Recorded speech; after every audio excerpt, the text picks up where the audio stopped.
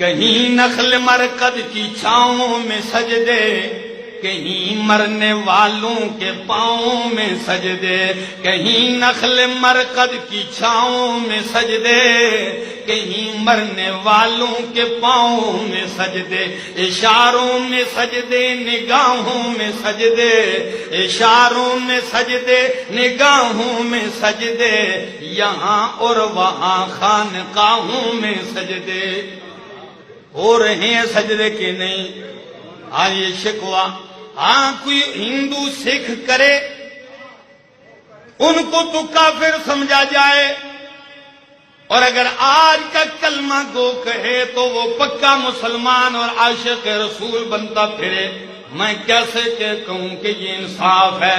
نہ میرا دوست، میری بات سن، شاعر کہتا ہے شکوہ کیا ہے، کرے غیر اگر بت کی پوجا تو کافر، کرے غیر اگر بت کی پوجا تو کافر، جو ٹھہرائے بیٹا خدا کا تو کافر، جو کہ آگ پر بہر سجدہ تو کافر، کواکب میں مانے کرشمہ تو کافر، مگر مومنوں پر کشادہ ہے راہیں، پرستش کریں شوق سے جس کی چاہیں، نبی کو جو چاہیں خدا کر دکھائیں، نبی کو جو چاہیں خدا کر دکھائیں، اماموں کا رتبہ نبی سے بڑھائیں، مزاروں پہ دن رات نظریں چڑھائیں، مزاروں پہ دن رات نظریں چڑھائیں، شہیدوں سے جا جا کے مانگیں دعائیں۔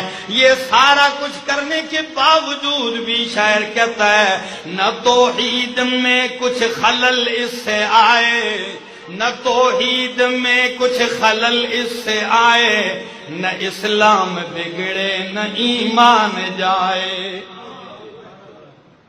یہی تو شکوہ ہے۔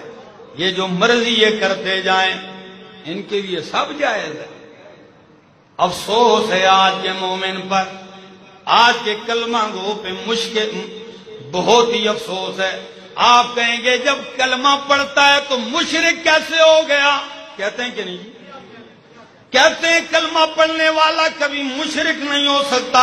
خدا را میری بات کو سختی نہ کہنا، میری بات کو تشدد نہ کہنا، مجھے متشدد کہہ کے میری بات کا مذاق نہ اڑانا۔ آج کو خدا کا واسطہ دے کے کہتا ہوں جواب دیجئے، اگر کلمہ پڑھنے والا چوری کرے تو چور ہوتا کہ نہیں؟ کلمہ پڑھنے والا ڈاکہ کرے تو ڈاکو بن جاتا ہے، کلمہ گو اگر قتل کرے تو قاتل بن جاتا ہے، کلمہ گو اگر زنا کرے تو زانی بن جاتا ہے، اگر کلمہ گو شرک کرے گا تو مشرک کیوں نہیں بنے گا؟